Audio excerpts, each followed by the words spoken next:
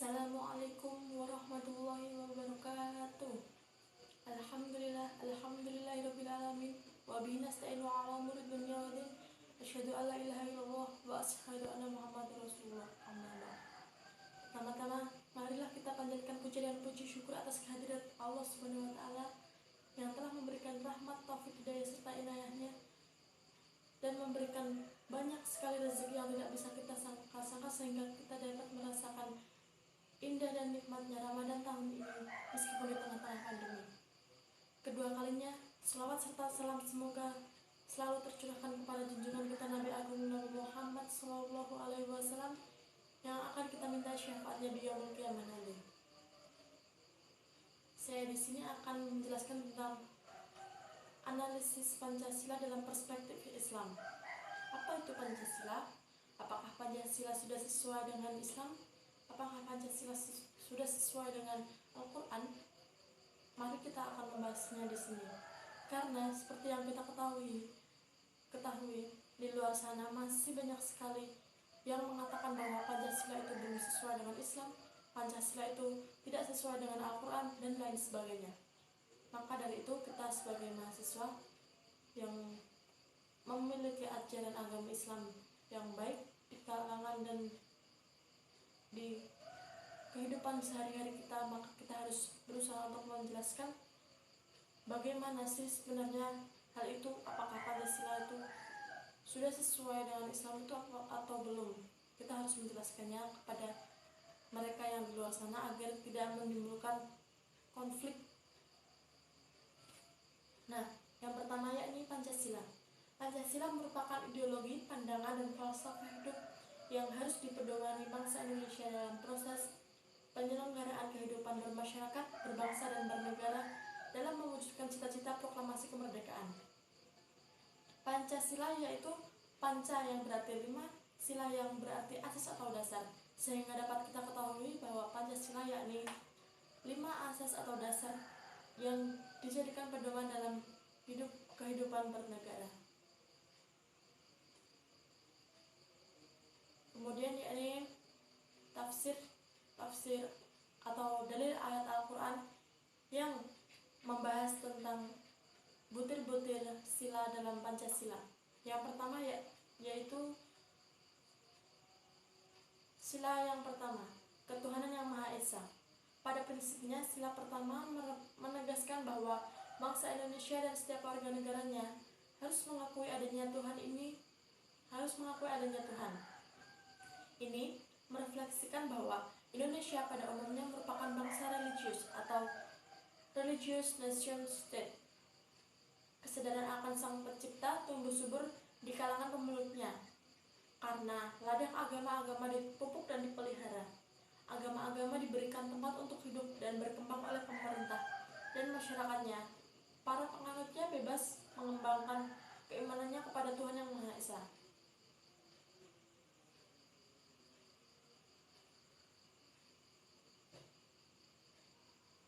Frasa ketuhanan Yang Maha Esa dalam sila pertama merupakan kearifan dalam merangkul keanekaragaman agama-agama. Frasa ini menggambarkan sebentuk perjumpaan dan titik temu agama-agama, juga titik temu seluruh lapisan masyarakat pemeluknya. Sila ini menekankan fundament etis religius atas bangsa Indonesia yang bersumber dari moral ketuhanan dan sekaligus pengakuan akan pluralitas keagamaan. Islam memandang sila pertama Pancasila sebagai dasar keimanan dan ketauhidan. Di dalam tafsir Ibnu Katsir diterangkan bahwa katakanlah Muhammad, dialah Allah yang Maha Esa, yang tercantum di dalam Al-Quran surat Al-Ikhlas ayat 1 yang berbunyi Qul huwallahu ahad, yang berarti katakanlah dialah Allah yang Maha Esa, yakni Dia yang tunggal dan satu-satunya, yang tiada tandingnya, tanpa pembantu juga tanpa sekutu, serta tidak ada yang menyerupai dan menandinginya.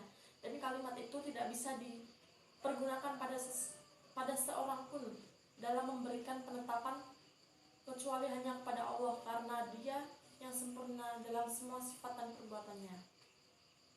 Islam juga sepenuhnya mendukung kehidupan demokrasi dalam bidang keagamaan melalui proteksi atas hak asasi beragama berkepercayaan dan menjamin kebebasan menjalankan ajaran-ajaran agama atau kepercayaan masing-masing pengikutnya, yang juga sejalan dengan dasar negara Pancasila dan Undang-Undang Dasar 1945.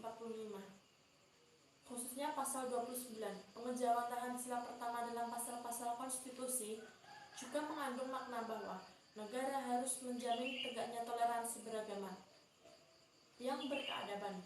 Karena ketika demokrasi beragama mengalami stagnasi, maka kemerdekaan menjadi taruhannya.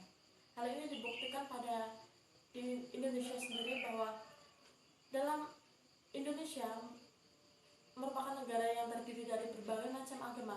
Dalam agama, khususnya agama Islam, tidak ada paksaan untuk harus memeluk agama ini ataukah ini, tetapi mereka diberikan kebebasan untuk memilih agamanya sesuai dengan keinginannya sendiri dan sesuai dengan apa yang menurutnya itu ajarannya itu baik.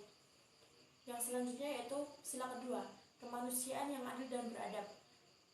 Sila kemanusiaan yang adil dan beradab dalam Pancasila pada prinsipnya menegaskan bahwa kebangsaan Indonesia merupakan bagian dari kemanusiaan universal yang dituntut untuk mengembangkan persaudaraan dunia berdasarkan nilai-nilai kemanusiaan yang berkeadilan dan berkeadaban.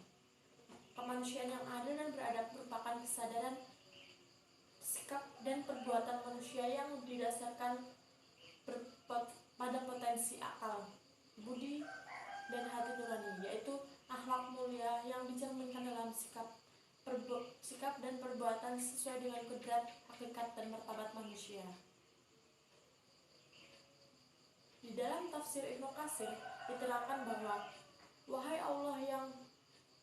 orang-orang yang beriman, janganlah kamu melanggar syiar-syiar kesucian Allah, dan jangan melanggar kehormatan bulan-bulan haram, dan jangan mengganggu hadyu atau hewan-hewan kurban dan qalaid atau hewan-hewan kurban yang diberi tanda, dan jangan pula mengganggu orang-orang yang mengunjungi Baitul Haram. Mereka mencari karunia dan keridhaan Tuhannya. Tetapi apabila kamu telah menyelesaikan ihram, maka bolehlah kamu berburu. Jangan sampai kebencianmu kepada suatu kaum karena mereka menghalang-halangimu dari Masjidil Haram, mendorongmu berbuat melampaui batas kepada mereka. Dan tolong-menolonglah kamu dalam mengerjakan kebajikan dan takwa. Dan jangan tolong-menolong dalam berbuat dosa dan permusuhan. Bertakwalah kepada Allah. Sungguh Allah sangat berat siksanya. Quran Surat Al-Ma'idah ayat 2.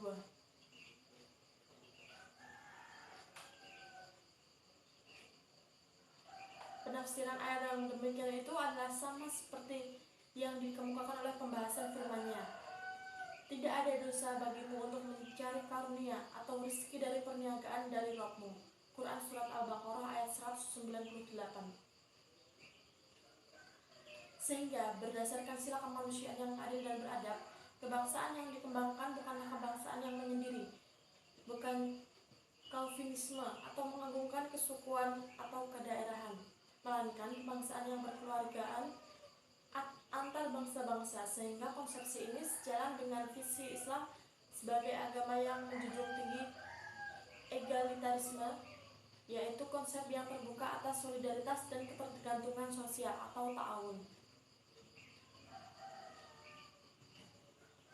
Dalam sila kedua ini kita diperintahkan untuk saling toleransi, seperti halnya bunyi silanya, yakni kemanusiaan yang adil dan beradab. Di sini kita juga diperintahkan untuk saling menjaga dan juga saling berlaku adil kepada sesama. Kita harus menjaga adab dan juga harus berlaku adil kepada siapapun. Selanjutnya yakni sila ketiga yang berbunyi Persatuan Indonesia. Sila Persatuan Indonesia pada prinsipnya menegaskan bahwa bangsa Indonesia merupakan negara kebangsaan, bangsa yang memiliki kehendak untuk bersatu, memiliki persatuan perangai karena persatuan nasib. Persatuan berarti menyiratkan arti adanya keagamaan, bukan berarti memaksakan persamaan, yakni Bhinneka Tunggal Ika. Persatuan dalam hal ini adalah persatuan kebangsaan Indonesia yang dibentuk atas bersatunya beragam latar belakang sosial, budaya, agama, suku, bangsa, dan ideologi yang berada di wilayah Indonesia. Dalam hal ini, Islam sejalan dengan konsep Pancasila, karena secara konkret Islam mengajarkan tentang upaya-upaya menyikapi keanekaragaman masyarakat dan bangsa, yaitu persatuan dan kesatuan manusia perlu diikat oleh persaudaraan.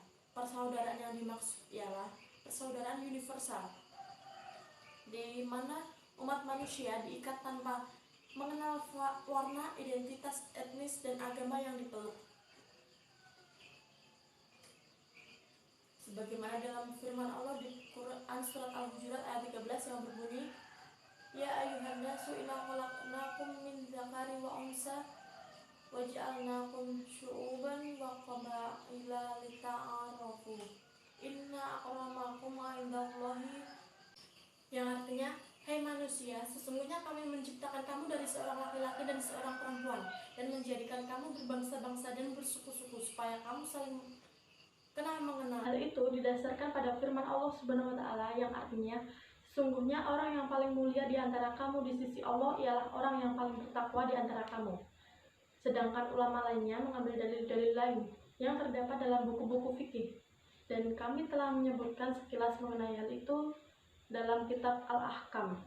Segala puji dan sanjungan hanya bagi Allah semata. Sila keempat yang berbunyi, kerakyatan yang dipimpin oleh hikmat kebijaksanaan dalam permusyawaratan perwakilan. Sila keempat pada prinsipnya menegaskan bahwa bangsa Indonesia akan terus memelihara dan mengembangkan semangat bermusyawarah untuk mencapai mufakat dalam perwakilan. Bangsa Indonesia senantiasa menjaga dan memelihara asas demokrasi dalam mengembangkan kearifan dan kebijaksanaan dalam bermusyawarah. Musyawarah mengatasi arogansi perorangan maupun kelompok untuk mendikte segala kebijakan negara. Karena itu, dengan asas kerakyatan, negara menjamin bahwa setiap warga negara memiliki kedudukan yang sama di mata hukum dan pemerintahan. Islam menggariskan nilai-nilai tertentu yang dapat dikembangkan menjadi lembaga kerakyatan, kepemimpinan, dan pertanggungjawaban. Islam juga menegaskan bahwa tidak ada sistem teokrasi dalam mengelola kehidupan bersama. Sementara itu, sekumpulan mandat kedaulatan yang dimiliki setiap individu-individu anggota kelompok, masyarakat, dan kemudian diorganisir secara sistematik. Itulah yang merupakan mandat kedaulatan rakyat. Karena itu, sistem kedaulatan rakyat adalah esensi dari pesan Islam tentang seni mengatur kehidupan bersama, dan rakyat berhak untuk meminta pertanggungjawaban atas pelaksanaan mandat kedaulatan ini, kini, dan di sini.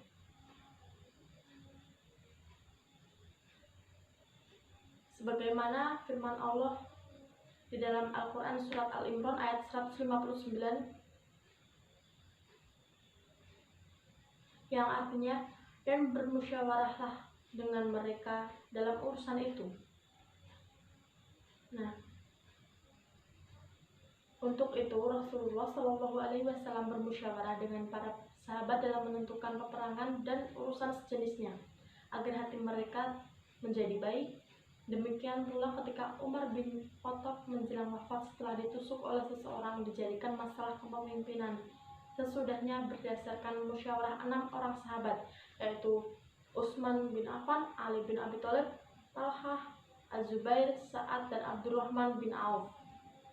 Maka para sahabat bermufakat mengangkat Utsman radhiyallahu anhu. Nah, sila selanjutnya yang kelima yaitu berbunyi keadilan sosial bagi seluruh rakyat Indonesia.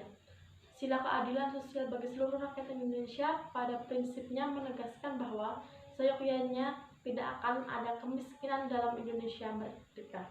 Secara khusus, keadilan sosial menekankan prinsip keadilan dan kesejahteraan ekonomi, atau meminjam istilah Soekarno sebagai prinsip social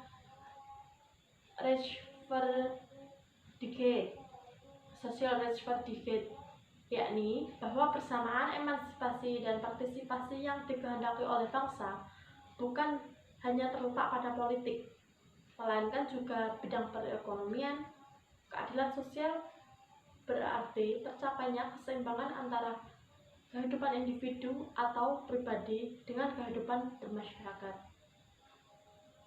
Sementara di dalam Islam, keadilan adalah manifestasi sosial pertama dari tauhid ketuhanan yang Maha Esa. Prinsip keadilan adalah inti dari moral ketuhanan, landasan pokok perikemanusiaan, simbol persatuan dan matra kedaulatan rakyat. Sebagai risalah profetik, Islam pada intinya adalah seruan pada semua umat manusia menuju satu cita-cita kesatuan kemanusiaan atau unity of humankind, tanpa membedakan ras, warna kulit, etnik, jenis kelamin, kebudayaan, dan agama. Tak ada satupun orang, kelompok, atau bangsa manapun yang dapat membanggakan diri sebagai diistimewakan Tuhan atau the chosen people. Di dalam tafsir Ibnu Katsir diterangkan bahwa Ali bin Abi Thalhah mengatakan dari Ibnu Abbas bahwasanya sesungguhnya Allah menyuruh kamu berlaku adil. Dia mengatakan, yaitu kesaksian bahwasanya tidak ada ilah atau yang berhak diibadahi selain Allah. Sufyan bin Uyainah mengatakan, adil di sini adalah sikap sama dalam melakukan amal untuk Allah, baik amal yang dilakukan secara sembunyi-sembunyi maupun terang-terangan. Ihsan adalah seseorang yang batinnya itu lebih baik daripada yang nampak atau zahirnya. Al-Fahsya dan Al-Munkar adalah seseorang yang zahirnya itu lebih baik daripada batinnya.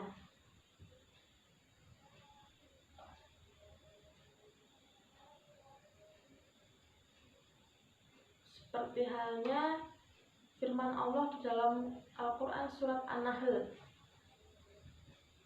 yang menjelaskan bahwa Dia memberikan pengajaran kepadamu, yakni Allah memerintahkan kalian untuk berbuat kebaikan dan melarang kalian berbuat keburukan, supaya kamu dapat mengambil pelajaran. Atau Asy-Sya'bi mengungkapkan dari Bashir bin Nahik, aku pernah mendengar Ibnu Mas'ud berkata, sesungguhnya ayat Al-Quran yang paling komprehensif atau mencakup terdapat di dalam Quran surat An-Nahl, yaitu Innallaha ya'muru bil adli wal ihsan, yang artinya sesungguhnya Allah menyuruhmu berlaku adil dan berbuat kebajikan. Dan ayat seterusnya demikian yang diriwayatkan oleh Ibnu Jarir, sehingga bisa kita pahami bahwa Pancasila adalah bentuk objektifikasi Islam, yakni nilai-nilai yang dapat diterima secara umum oleh semua orang. Ini artinya bahwa nilai-nilai yang terkandung di dalam Pancasila secara filosofis teologis tidak bertentangan dengan ajaran Islam maupun agama-agama lainnya. Bahkan di dalamnya terkandung visi-visi ajaran agama Islam.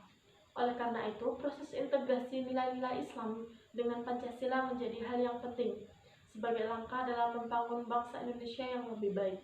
Bahwa proses integrasi ini diharapkan mampu menjembatani dan mengakomodir golongan-golongan yang masih menolak Pancasila sebagai falsafah kebangsaan.